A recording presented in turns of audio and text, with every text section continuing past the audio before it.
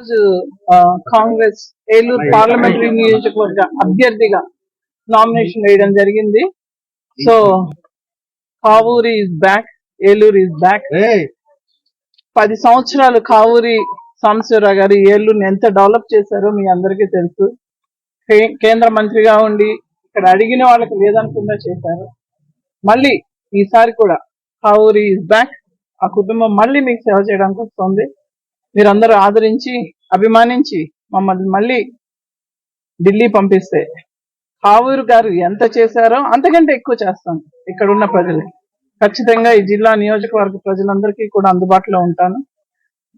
అలాగే మీరందరూ కూడా మీకున్న సమస్యల్ని దృష్టిలో ఉంచుకొని వాళ్ళు ఉన్న పాలక వర్గం, ప్రతిపక్షం, ఇక్కడ జరుగుతున్న అరాచకాలన్నింటినీ తిప్పికొట్టడానికి మళ్ళీ కాంగ్రెస్ వచ్చింది. మీరందరూ కాంగ్రెస్ ఓట్ వేయాలి.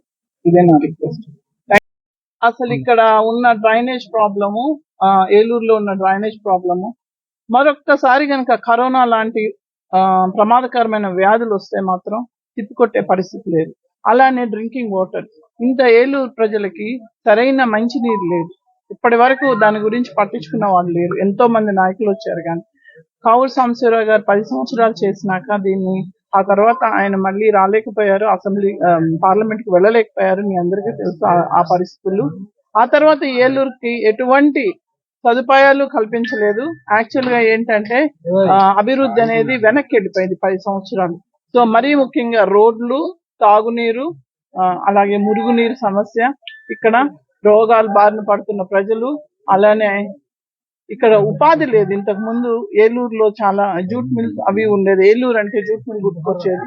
ఈ రోజు జూట్ మిల్ కి సంబంధించి 40,000 కుటుంబాలు రోడ్డును పడ్డాయి. సో ఉపాధి లేక యువత పెడదావున పడుతున్న పరిస్థితులు.